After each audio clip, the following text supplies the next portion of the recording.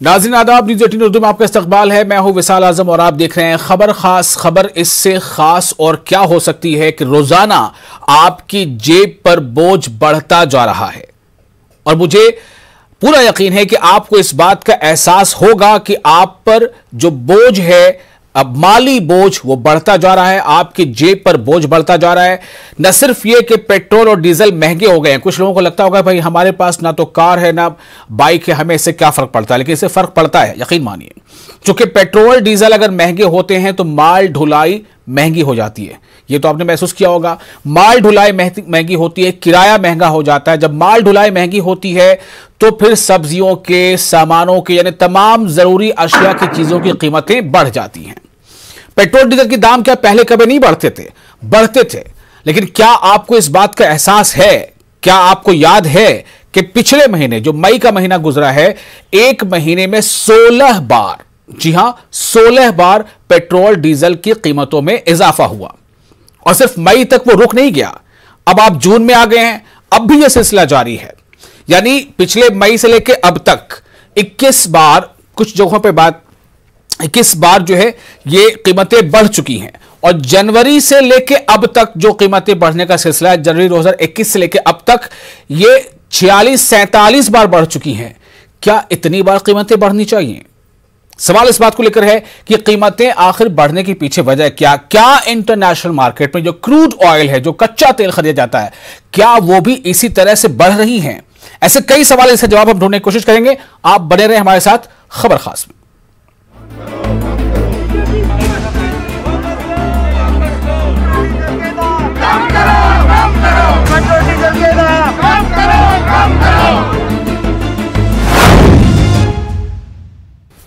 तो तेल में आग, मुल्क में एहतजाज। दरअसल ये एक कहा जाता है जब कोई चीज बहुत महंगी हो जाती है तो लोग कहते हैं कि भाई फलां चीज की कीमत में तो आग लग गई है, या फलां चीज की कीमत तो सातवें आसमान पर पहुंच गई है। तो पेट्रोल और डीजल में जिस तरह से कीमतों में इजाफा हो रहा है, पेट्रोल डीजल की कीमतें बढ़ गई हैं, रसोई गैस भी पहले के मुकाबले बहुत महंगी हो गई है। और चूंकि ये बुनियादी चीजें हैं, इसके वजह कर माल ढुलाई, किराया, बहुत सारी चीजें बढ़ जाती हैं, तो महंगाई हर तरफ बढ़ती चली जा रही है। तेल महंगा हुआ है, सिर्फ पेट्रोल वाला तेल नहीं, जो तेल आपके किचन में इस्तेमाल होता है खाना बनाने में, वो भी महंगा हुआ है। मुझे ज्यादा आपको पता होगा। बहरहाल हम ये जानने की कोशिश करेंगे कि क्या हुआ, क्यों हुआ, और आज किस तरह से कांग्रेस पार्टी ने मुल्क भर में, यानी जहां जहां कांग्रेस पार्टी के कारकुन हैं, उनका आज एक अनोखा एहतजाज था। और उनका एहतजाज था कि ये जो बढ़ती महंगाई है इसे रोका जाए, इसकी कीमतों को वापस लिया जाए। कांग्रेस के बड़े लीडर, छोटे लीडर, कारकुन सब आज पेट्रोल पंपों के आसपास अलग अलग शहरों में नजर आए। उन्होंने अनोखे ढंग से एहतजाज किया। किसी ने डायन बनकर खुद को दिखाया कि महंगाई किस तरह से डायन बनती चली जा रही है। किसी ने जो है वो घुड़सवारी की, किसी ने बैलगाड़ी का सहारा लिया, किसी ने सड़कों पर जाके फुटपाथ पर उन्होंने जो है वो नारेबाजी की, ये जानते हुए कि किस तरह से महंगाई बढ़ती जा रही है और इसके खिलाफ आवाज उठाना बहुत जरूरी हो गया है। शुमाल, जुनूब, मशरिक, मगरिब, हर तरफ पे एहतजाज हुए हैं। हमारे साथ इस खास मौजू पर गुफ्तगू करने के लिए कुछ खास मेहमान हैं। हम उनका नाम आपको बताते हैं, हम इन्हीं से जानने की कोशिश करेंगे उन तमाम सवालों के जवाब जो आपके जहन में उठ रहे हैं। हमारे साथ होंगी नेहा बग्गा, जो तर्जुमान है बीजेपी की, बहुत आपका इस्तकबाल है नेहा। सुमैया राणा, तर्जुमान समाजवादी पार्टी की, आपका भी इस्तकबाल है। विंग कमांडर अनुमा आचार्य, रिटायर्ड इंडियन नेशनल कांग्रेस की तर्जुमान, आपका इस्तकबाल है। प्रोफेसर विवेक सिंह होंगे जो इकोनॉमिस्ट हैं। हम उनसे जानना चाहेंगे कि क्या इसका असर कितना पड़ रहा है और क्यों सरकार मजबूर है पेट्रोल कीमत बढ़ाने पे, और क्या कोई दूसरा रास्ता नहीं था। लेकिन पहले आपको कुछ बयान सुनाना चाहता हूं।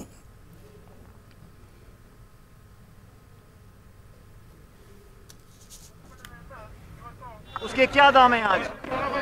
कांग्रेस के राज में जब अंतर्राष्ट्रीय तेल के दाम बढ़े थे तब भी हम लोगों ने कभी दाम बढ़ने नहीं दिए। आज 100 रुपए के पार हो गया पेट्रोल डीजल, लगभग 1000 रुपए का गैस का सिलेंडर है। पूरे देश में आज कांग्रेस कार्यकर्ता हर पेट्रोल पंप पर जाकर इस सरकार की नींद खोलने का काम कर रहे हैं। कि शांतिप्रिय ढंग से इसको हम सरकार को कह रहे हैं कि इस तेल के दामों को कम करे, जिससे जनता पर बोझ बढ़ रहा है, हर क्षेत्र में बोझ बढ़ रहा है। लोगों को गाड़ी चलाना मुश्किल हो रहा है। लोग जो अपना गाड़ियों से व्यवसाय करते हैं उनके सबके व्यवसाय ठप पड़े हैं। In around 250 cities, petrol price has more than 100 rupees. This government is looting the common people. Petrol diesel के साथ खाने के तेल और दाल, हर चीज की महंगाई बढ़ती जा रही है। पूरे तरीके से मोदी जी की सरकार यानी महंगाई की सरकार, हर चीज महंगी होती जा रही है। और इस समय तो पूरा विश्व कोरोना जैसी महामारी से गुजर रहा है। इस समय तो सरकारों को गरीबों का, उनका, देश की जनता का साथ देना चाहिए। कोरोना की आड़ में आपने देखा कि पिछले 5 महीने में 43 बार इन्होंने कीमतें बढ़ाई। ये कैसी सरकार है? यूपीए सरकार में सेंट्रल एक्साइज ड्यूटी होती थी 9 रुपए, आज वही सेंट्रल एक्साइज ड्यूटी है 34 रुपए। इन लोगों का, अगर गरीब लोगों को ख्याल नहीं आता है, जो मिडिल क्लास पीपुल जितना कष्ट में रहते हैं, आज जितना जो दाम बढ़ते जा रहे हैं, ऑयल का दाम कितना हो गया। पूरी दुनिया में कच्चे क्रूड के दाम नीचे आ गए, तो पूरी दुनिया ने अपने देशवासियों को सस्ता पेट्रोल डीजल दिया। एक ही देश हमारा निकला भारत ऐसा, जहां की भाजपा की सरकार ने, जहां के प्रधानमंत्री मोदी जी ने देशवासियों को लाभ नहीं दिया। तो आपने ये सुना, ये लोग हैं, आप इन्हें कह सकते हैं कि किसी खास पार्टी के लोग हैं, मानता हूं किसी खास पार्टी के लोग हैं, लेकिन ये लोग ही हैं, ये हमारे मुल्क के शहरी ही हैं और ये भी पेट्रोल खरीदते हैं, ये भी डीजल खरीदते हैं। जैसे पहले खरीदते थे कम पैसे लगते थे, अब खरीदते हैं ज्यादा पैसे लगते हैं। तो सवाल इस बात को लेकर है कि क्या वाकई ये एक बड़ा मसला है? आखिर लगातार बेलगाम बेतहाशा कीमतें बढ़ने के पीछे वजह क्या है? हमारे साथ, जैसे मैंने आपको पहले बताया कि हमारे साथ कई मेहमान हैं। हमारे साथ नेहा बग्गा, तर्जुमान बीजेपी के। नेहा, मैं आपसे जानना चाहूंगा कि कैसे आप इसका बचाव करेंगी, क्योंकि आपकी पार्टी अभी मरकज में है और कहा यह जाता है कि मरकज की सरकार की मर्जी के बगैर कीमतें बढ़ नहीं सकती, न घट सकती हैं। इलेक्शन का वक्त आता है तो इलेक्शन के दौरान कीमतें घटने लगती हैं और फिर उसके बाद इलेक्शन जो कि भी आसपास है नहीं तो बढ़ने लगती हैं। क्या रिलेशन है इसका और कैसे आप इसे डिफेंड करेंगी? देखिए आजम जी, सबसे पहली बात है कि बचाव की कोई आवश्यकता नहीं है, क्योंकि मैं फैक्ट्स पे बात करूं। आप याद करिए कि 2014 में जब यूपीए की सरकार हुआ करती थी तो लगभग 1,40,00,000 करोड़ के बॉन्ड, ऑयल बॉन्ड्स खरीदे गए थे, जिसको आज भी हमें भरना पड़ता है और लगभग 9,500 करोड़ का जो है हमें उस पर हर बार उस पे इंटरेस्ट देना होता है, जो लगातार जारी है। ये क्या चीज है, फिर से जरा बताइए, ये किस तरह का बॉन्ड है? क्या ये पेट्रोल डीजल की खरीदारी से जुड़ा है? जी हाँ, ये पेट्रोल डीजल की खरीदारी से जुड़ा हुआ है और to be precise and exact 1,40,000 रुपए के ऑयल बॉन्ड्स खरीदे गए थे यूपीए सरकार में 2014। तो मतलब आपको, आपकी सरकार को जो 7-8 साल मिले हैं, ये 7-8 साल काफी नहीं है इसको कंट्रोल करने के लिए? देखिए 1,40,000 करोड़ के ये बॉन्ड्स हैं और ये 2-4-5 साल में इसका इंटरेस्ट भरने पर आपके ऊपर से ये हट नहीं जाता। ये आप लगभग मान लीजिए कि 2 दशक तक चलने वाली ये चीज है। नंबर 1। इलेक्शन से ठीक पहले कीमतें कम कैसे हो गई थी नेहा जी, जरा ये समझाइए। वही मैं आपको बता रही हूँ। दूसरी बात यह है कि 2014 में यूपीए की सरकार ने जो हमारी ऑयल कंपनीज हैं भारत देश में, उनको डीरेगुलेट किया अपनी पॉलिसी के तहत। यानी कि नियंत्रण जो सरकार के हाथ में हुआ करता था, सेंटर के हाथ में होता था, उसको हटाकर जो ऑयल कंपनीज हैं उनको फ्री छोड़ दिया गया कि वो रेट तय करें। ठीक है, ओके। अब नंबर 3, जो आप चुनाव की बात कर रहे हैं, तो देखिए राज्य सरकार 1/3 टैक्स लेता है और केंद्र सरकार 1/3 टैक्स उस पर चार्ज करती है। ठीक है, अभी आपने रिसेंटली देखा कि बंगाल में जब चुनाव था तो ममता बनर्जी की ओर से वहां पर पेट्रोल डीजल के दाम में कमी की गई। ये बात बिल्कुल सही है। नहीं, लेकिन तेल की कंपनियों ने भी दाम कम किया था। तेल की कंपनियों ने भी दाम कम किया था। नेशनल लेवल की बात कर रहा हूं, किसी एक स्टेट की बात नहीं हुई थी सिर्फ। देखिए मैं आपको ये बता दूं कि ये राज्य सरकार के नियंत्रण में है कि जो 1/3 टैक्स राज्य लगाता है, अगर तो राज्य 1/3 टैक्स लगाता है ना, बाकी 2/3 टैक्स कौन लगाता है? मुझे कंप्लीट कर लेने दीजिए। मैंने आपसे कहा कि जहां बंगाल का चुनाव अभी था और बंगाल में जब राज्य सरकार ने ये निर्णय लिया तो राज्य सरकार के पास ये फ्रीडम है, उसी प्रकार से केंद्र सरकार के पास भी 1/3 टैक्स पे फ्रीडम है। पर आज की जो परिस्थितियां हैं, हम सब जानते हैं कि तेल जो है ओपेक कंट्रीज से आता है। लॉकडाउन की जो परिस्थितियां बनी वो सिर्फ भारत में नहीं बनी बल्कि अंतर्राष्ट्रीय। ठीक है, मैं थोड़ा सा आपको रोकना चाहूंगा। मैं इस पे विंग कमांडर अनुमा आचार्य हमारे साथ मौजूद है, मैं इस पे उनका से लेना चाहता हूं।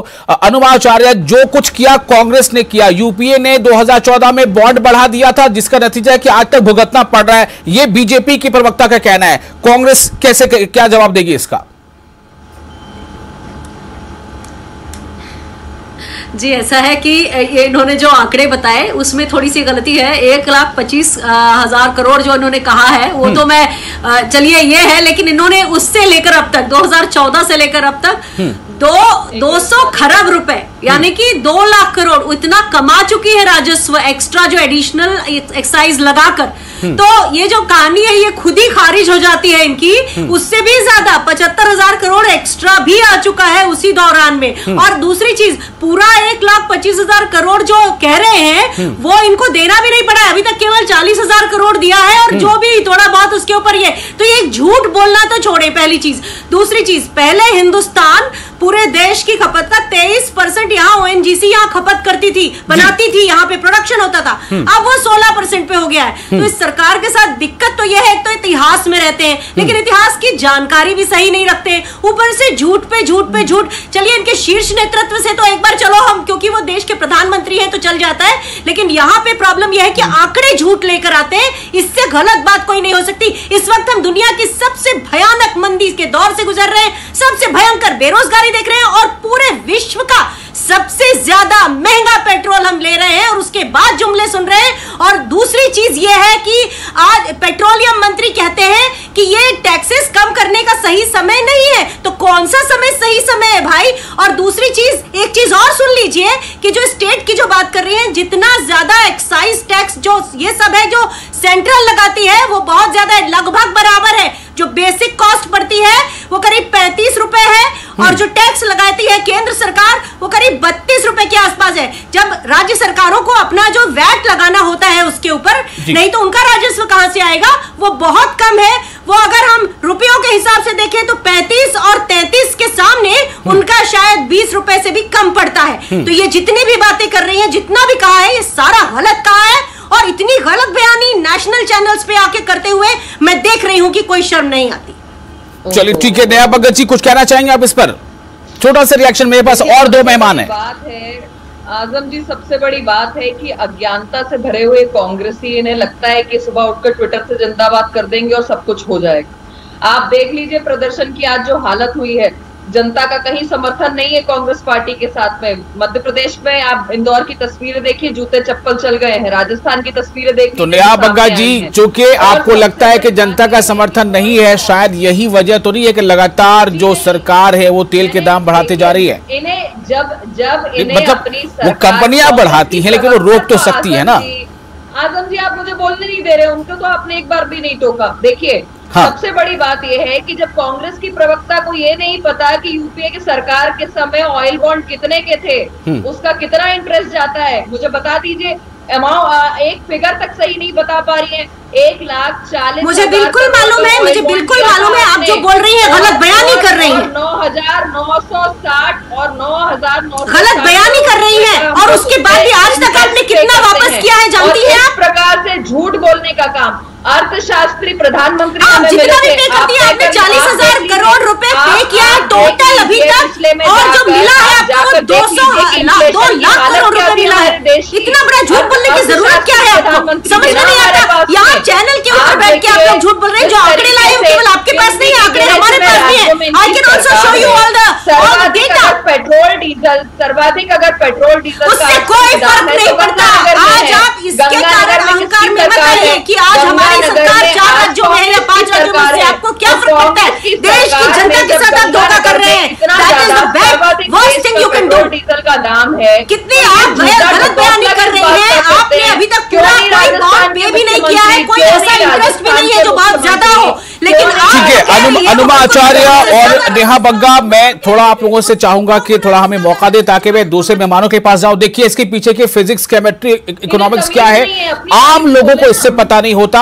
आम लोग बस ये जानते हैं कि भाई चुनाव से पहले पहले पेट्रोल डीजल के दाम क्यों कम होने लगते हैं और चुनाव खत्म होते ही पेट्रोल डीजल के दाम क्यों बढ़ने लगते हैं। इतना तो मोटे दिमाग से आम लोग समझ जाते हैं। आप जितना उन्होंने इकोनॉमिक्स समझाइए, लेकिन उनकी समझी हुई बात उनको लगता है, पता होता है कि क्या करना। बहरहाल मैं आगे बढ़ता हूं। सुमैया राणा हमारे साथ मौजूद है, तर्जुमान समाजवादी पार्टी की, और professor Vivek Singh economist analyst हैं। सुमैया, पहले आपका रिएक्शन लेना चाहूंगा। आपने दोनों की बातें सुनी है, समाजवादी पार्टी का स्टैंड क्या है?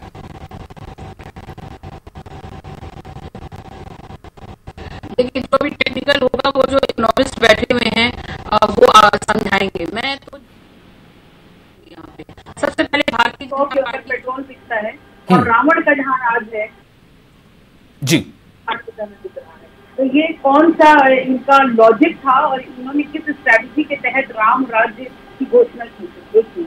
दूसरी चीज मैं ये कहना चाहती हूँ कि पेट्रोल डीजल के दाम हो या गैस की जो सिलेंडर्स के दाम बढ़ रहे हैं, यही जब दूसरी सरकारें होती थी केंद्र में, उस वक्त में इनके मंत्री, इनकी जो महिला नेता होती थी, जो इनके विधायक होते थे, जो इनके सांसद होते थे, वो इतना हंगामा करना, चूड़ियां तोड़ना और कितना बवाल मचाते थे। तब उनको ये समझ में नहीं आता था कि कौन सी वजह हो सकती है कि इस दाम बढ़ रहे हैं। और एक महीने में 3-3 बार सिलेंडर के दाम बढ़ते हैं, एक महीने में 3-3 बार इसके पेट्रोल डीजल के दाम बढ़ते हैं, और उसके बाद खाने वाला तेल 200 के पार हो जाता है। ये चाहते हैं जिंदा रखना कि नहीं जिंदा रखना चाहते हैं?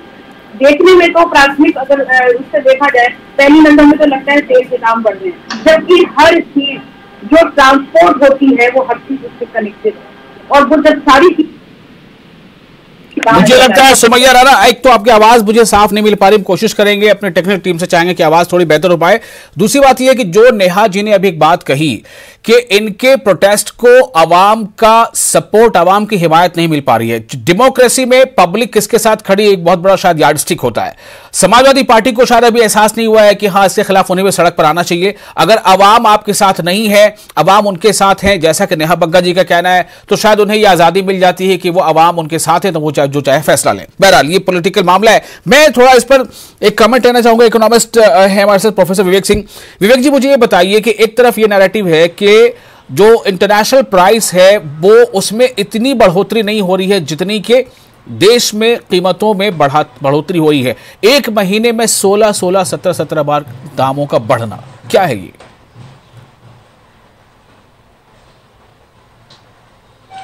देखिए विशाल भाई, हमको इसको 2 एंगल से समझना पड़ेगा।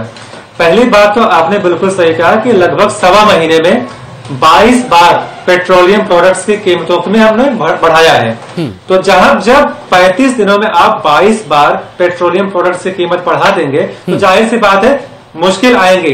अब देखिए, अभी बात हो रही थी ऑयल बॉन्ड की। मुझे बताइए कि अगर मान लीजिए 1,40,000 करोड़ का ऑयल बॉन्ड लिया था, उतना तो आप 4 महीने में कमा लेते हैं एक्साइज ड्यूटी से। तो अगर 9,000 आप करोड़ भर रहे हैं, तो मैंने कहा कि लगभग 3-4 लाख करोड़ सरकार हर साल कमाती है, और इतने सालों से इनकी सरकार है, तो क्या अभी ऑयल बॉन्ड का आप रोना बंद कर दीजिए, उसमें कोई तथ्य नहीं है। दूसरी बात यह है टैक्स। आप देखिए विशाल भाई, यूएसए जैसे बड़े देश में 19-20% टैक्स है, और हमारे भारत में अगर बेस रेट 30 रुपए है और यहाँ पे 70% जो है टैक्स है। आज भी 30-35 रुपए में पेट्रोल डीजल मिल सकता है, लेकिन क्यों 100 रुपए से ऊपर मिल रहा है? तो इसमें टैक्स कहीं ना कहीं 69 से 70% है। दूसरा है राज्य सरकारें, जो अभी कांग्रेस के जो बोल रहे थे स्पोक्समैन, राज्य सरकारों का भी वैट लेते हैं, और महाराष्ट्र में, राजस्थान में सबसे ज्यादा वैट टैक्स वसूला जा रहा है। तो कहीं ना कहीं 27-28 रुपए तो आप वैट ले रहे हो। जब आप 27-28 रुपए वैट ले रहे हो, 35 रुपए आप सेंट्रल गवर्नमेंट ले रहा है, बेस प्राइस 30 रुपए, डीलर का कमीशन है, तो 100 रुपए देखिए मुंबई में आज पेट्रोल की कीमत हो गई है। दूसरी बात है कि रेगुलेशन की जो आपने भी उठाया, देखिए एक बहुत अच्छी तरकीब है कि सरकार जो एक कोई चुनाव आ जाए और फट से कीमतें कम हो जाएंगी। जब तक चुनाव रहेगा कीमतें नहीं बढ़ेंगी। तो एक छोटा चुनाव से पहले जब कीमतें घटती हैं तब कोई ये दलील नहीं देता कि ये मतलब ओपन मार्केट है, तेल कंपनी के ऊपर डिपेंड करता है, इससे सरकार का कोई लेना देना नहीं है। तेल कंपनियों को जो जैसा चाहता है, जैसा उनको मतलब महंगा या सस्ता पड़ रहा, कीमतें बढ़ा रही हैं। मुझे यही लॉजिक समझ में नहीं आता। मैं जानता हूं उसके पीछे की इकोनॉमिक्स है, लेकिन आम आवाम को सिर्फ यह नजर आता है कि भाई इलेक्शन से पहले अगर इंटरनेशनल प्राइस ज्यादा है तब भी आपकी कीमतें कम हो जाती हैं, और इंटरनेशनल प्राइस अभी तो कम है, फिर कीमतें क्यों बढ़ रही हैं? सवाल यह है जो आम लोगों के जहन में है। जी आप अपनी बात पूरी कीजिए विवेक जी। विशाल भाई देखिए, विशाल भाई जी, $144 पर बैरल की कीमत पहुंच गई थी जब गवर्नमेंट थी मनमोहन सिंह के उस समय, क्योंकि 4 रुपए डीजल पे और 9 रुपए के आसपास पेट्रोल पे एक सेंट्रल एक्साइज ड्यूटी ली जा रही थी। आज उसका आप 8 गुना लोगे तो कहीं ना कहीं कीमतें, और देखिए आज $70 पर बैरल है, जब 144 था तो 60 रुपए मिल रहा था, आज 70 में है तो आज 100 रुपए के पार चला गया है। तो कहीं ना कहीं सबसे बड़ा खेल जो तेल का है इसमें टैक्सेस का है। टैक्सेस इतना ज्यादा, सेंट्रल गवर्नमेंट और स्टेट गवर्नमेंट दोनों मिलके जनता को लूट रही है। तो सेंट्रल गवर्नमेंट और स्टेट गवर्नमेंट, डीलरों के अपने कमीशन, ये तमाम चीजें मिलकर आप यकीन मानिए 1 लीटर तेल जो आप खरीदते हैं उसका बेस प्राइस 30 रुपए के आसपास आता है। आप पे कितना कर रहे हैं? कहीं 99 रुपए, कहीं 104 रुपए तक आप पे कर रहे हैं। समझना होगा थोड़ा, क्योंकि अगर ये इतना मुश्किल होता तो फिर इलेक्शन के वक्त में क्या होता है, ये एक बहुत आसान सा सवाल है। फिर भी मैं एक बार फिर से जाता हूं नेहा बग्गा जी के पास। नेहा जी देखिए, आप भी इस बात को जानती हैं, जो अभी सुमैया राणा जी ने कहा कि किस तरह से जब बीजेपी अपोजिशन में थी तो वो प्रोटेस्ट किया करती थी, मैं उसको दोहराना नहीं चाहूंगा। ये जो भी अपोजिशन पार्टियां होती हैं उनका फर्ज होता है कि भाई आवाम के मसाइल के साथ वो खड़े हो जाएं। उस वक्त वो मसला था तो आपकी पार्टी के सीनियर भी खड़े हो गए थे। मैं ये जानना चाहता हूं, क्या आप इस बात पर यकीन नहीं करती हैं कि पेट्रोल डीजल से एक लाइफ लाइन है लोगों की, जिनके पास कार या बाइक नहीं है वो भी अगर सवारी इस्तेमाल करते हैं तो उनको किराया ज्यादा देना पड़ता है। जो खुर्दनी अशिया है यानी खाद्य जो पदार्थ है उनकी कीमतें बेतहाशा बढ़ रही हैं। क्या ये अच्छी सियासत के लिए सेहतमंद है? आजम जी देखिए, सियासत कौन कर रहा है? आधे फैक्ट्स को छुपा जाना सियासत होती है। मैंने आपसे कहा कि पॉलिसी, मुझे आप ये बताइए पहले, छोटा सा एक सवाल, मेरा एक छोटा सवाल है, ये क्या फैक्ट नहीं है कि 200 से ज्यादा शहरों में आज पेट्रोल 100 रुपए फी लीटर के ज्यादा महंगा मिल रहा है कि नहीं ये फैक्ट? जी अब मैं बोलूं? बोलिए। आपका सवाल हो गया हो तो देखिए, सबसे बड़ा फैक्ट ये है कि पॉलिसी डीरेगुलेट कर ऑयल कंपनीज पे से नियंत्रण किसने हटाया था? यूपीए की कांग्रेस। अरे तो आप उसको वापस ले लीजिए ना। आपने कितनी चीजों को वापस ले लिया है, ये क्या मतलब है कि यूपीए ने ऐसा किया था? आप उसे वापस ले लीजिए। कंप्लीट नहीं करने देंगे तो ऐसे मैं बात नहीं रखूंगी। नहीं, आप ऐसी बात ही करेंगे कि आपको मुझे बीच में बोलना पड़ता है। ये है कि जब केंद्र यूपीए ने आपका हाथ पकड़ रखा है क्या? जब ये कहा गया, विशाल जी मुझे बोलने दीजिए, जब केंद्र में मोदी जी के आने के बाद कहा गया कि एक टैक्स कर देना चाहिए, सेंट्रलाइज टैक्स, जो सेंटर से भी वही लगे, स्टेट्स में भी वो लगे, तो सबसे ज्यादा खिलाफत करने वाले कौन से राज्य थे? अरे किसी ने भी खिलाफत की, आपने वो काम किया कि नहीं? अभी तो सेंट्रल विस्टा को लेकर खिलाफत हो रही है, क्या आपने रुक गए? आप रुक गए उससे? आप उसमें सवाल उसका नहीं है, सवाल इस बात का यह है कि आप शिकायत दूसरों की ना कीजिए कि विपक्ष ऐसा नहीं करने दे रहा है। बात ये आपको पावर मिला हुआ है, आप फैसले लीजिए। ये विपक्ष की बात नहीं है। जब आपको एक टैक्स की बात करनी होती है पेट्रोल डीजल पर, तो यही कांग्रेस पार्टी जो आज दोगला चरित्र दिखा रही है वहां पर मुकर जाती है और इस प्रकार से प्रदर्शन करती है। अनुमा, योर आंसर, योर रिप्लाई ये बता रही है कि कांग्रेस का ये ड्यूबियस कैरेक्टर है। अपनी ओर का टैक्स कम कर सकते हैं तो वहां पर क्यों नहीं करते? मैंने गंगानगर का आपको उदाहरण देखिए, ये शुरू से जो भी कह रही है वो उनका सारी पोल जो है अर्थशास्त्री उन्होंने खोल दी। सीधे ऑयल बॉन्ड वाली कहानी जो थी वो हमको समझ में आ गई। दूसरी चीज आपको बताएं, इस सरकार के साथ इम्प्लीमेंटेशन की प्रॉब्लम है। ये सरकार इम्प्लीमेंट कुछ भी नहीं कर पाती। अभी कांग्रेस को ब्लेम कर रही है कि यूनिफाइड टैक्स की बात कांग्रेस ने की थी। हाँ की थी, लेकिन कांग्रेस इंप्लीमेंट करती है सारी चीजें। इस सरकार के साथ दिक्कत यह है कि इनको ना तो एडमिनिस्ट्रेशन आता ना इकोनॉमी आती। अभी देखिए WPI के इंडेक्स में इन्होंने क्या किया है, इन्होंने जो वेटेज था फ्यूल का वो 13.15 से घटाकर 11.14 कर दिया है। उसका क्या मतलब है? यानी कि आप अपने आंकड़े ही सुधार रहे, आप देश की स्थिति सुधारने के बजाय आंकड़े सुधारने के ऊपर लगते हैं और ऐसे प्रवक्ता भेज देते हैं जो केवल इस तरह की बातें करेगी, कांग्रेस ऐसी कांग्रेस ऐसी। अरे भाई, ये आज आप हम जो अर्थशास्त्री है वो या कोई भी है, सबको प्रॉब्लम हो रही है और सभी लोग हैं। और ये सांकेतिक, ये जो है प्रोटेस्ट, ये सांकेतिक है। कोरोना होने के कारण ये सांकेतिक प्रोटेस्ट है, देशव्यापी है। कांग्रेस आगे आके और हर पेट्रोल पंप पे जाके प्रोटेस्ट कर रही है जो इनके समझ में नहीं आ रहा है।